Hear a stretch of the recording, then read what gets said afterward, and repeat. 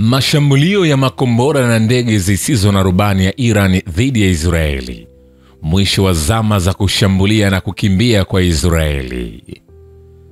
Baada ya utawala wa Kizayuni kuishambulia Iran kwa ushirikiano wa Washington asubuhi ya Ijumaa Juni 13 na kupelekea kuwa washahidi idadi kubwa ya makamanda waandamizi wa kijeshi na wanasayansi pamoja na raia wa kawaida, Iran kama ilivyoahidi awali ilianza kutoa jibu kali kwa jinai hiyo na mauaji ya kimbari Ijumaa usiku kupitia operesheni ya mashambulio ya makombora na ndege zisizo na rubani iliyopewa jina la Ali ibn Abi Talib.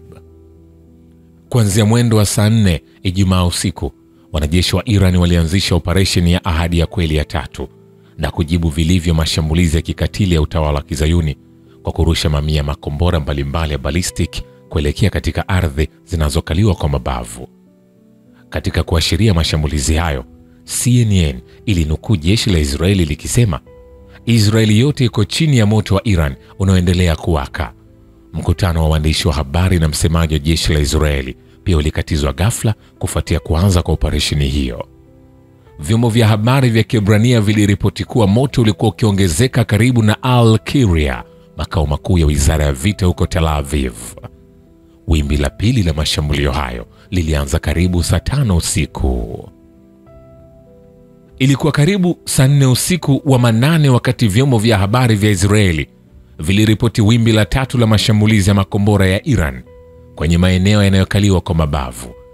Katika shambulio hilo, idadi kubwa ya makombora ya Iran yalipenya kirahisi kwenye ulinzi wa anga wa Israeli na kulenga shabaha zilizoainishwa katika maeneo yanayokaliwa kwa mabavu.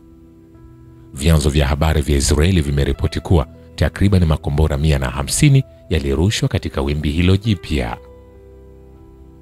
Al-Mayadin ilitangaza kuwa wimbi la 4 la mashambulio ya makombora ya Iran katika maeneo yanayokaliwa kwa mabavu lilianza saa 5 asubuhi.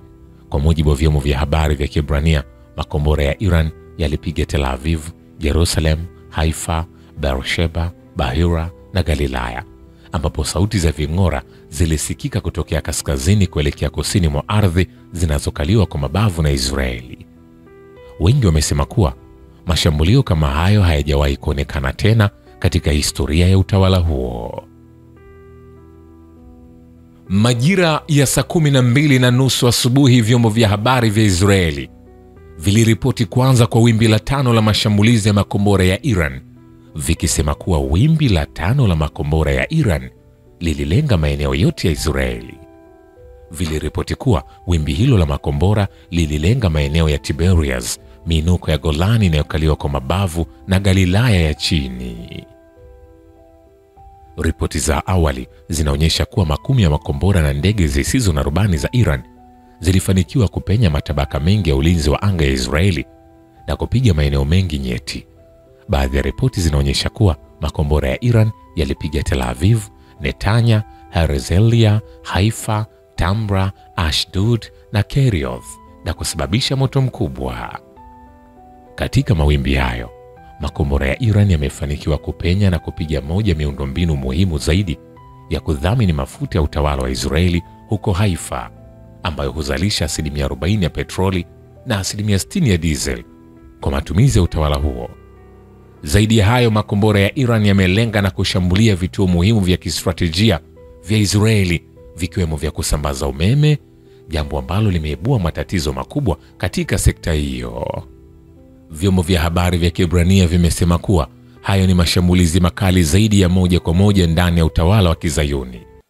Gazeti la Kizayuni la Maariv limeandika, kwa sasa tuko chini ya mashambulizi makali zaidi ambayo hayajawahi kutokea tena katika historia ya Israeli. Yuko wapi Waziri Mkuu Netanyahu? Afisa mmoja wa ngazi za juu katika masuala ya usalama wa Iran ameiambia Al Jazeera kwamba Jamhuri ya Kiislamu ya Iran imejiandaa kwa ajili ya makabiliano ya muda mrefu na kwamba itaongeza kiwango cha mashambulizi yake ikiwa uchokozi wa Wazayuni utaendelea. Amesema, Teheran haikuanzisha vita, lakini ni sisi tutakaoamua uchokozi huu utamalizika lini. Utawala wa Kizayuni, ukiwa ni utawala ghasibu na wa kichokozi, daima umekuwa ukichochea na kuzishambulia nchi jirani za eneo hili bila kujali lolote.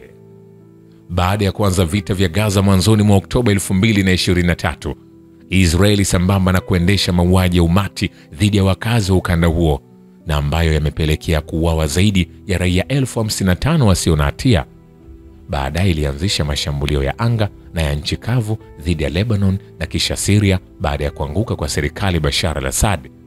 Baadaye utawala wa Kizayuni katika kukabiliana na hatua za mukawama wa Yemen za kuunga mkono wakazi wa Gaza ulianzisha mashambulizi makali ya anga dhidi ya nchi hiyo kwa lengo la kuharibu miundombinu yake. Utawala huu pia umeshambulia vituo vya mukawama wa Iraq. Kwa hivyo ni wazi kwamba Israeli kimsingi ni utawala wa kichokozi unaochochea vita, ambapo eneo la Asia Magharibi halijashuhudia amani tangu kuasisiwa kwake kinyume cha sheria mnamo Mei 1948. Nukta muhimu ni kwamba utawala wa Kizayuni kwa uungaji mkono usio na kikomo wa Marekani daima umekuwa ukichokoza na kuzishambulia nchi za eneo bila kuogopa lolote.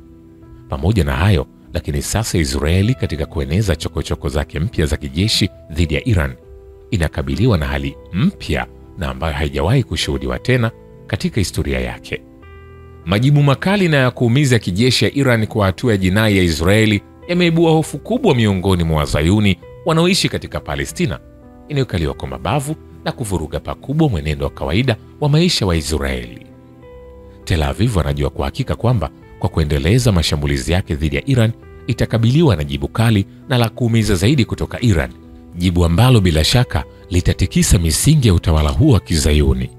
Israeli na Marekani zikiwa washirika wa kistratejia zinapaswa kufahamu kwamba zama za kushambulia na kisha kukimbia zimekwisha, na hatua yoyote kibabe dhidi ya Iran itakabiliwa na jibu kali na zito, jibu ambalo litatikisa misingi ya utawala huo haramu wa jinai.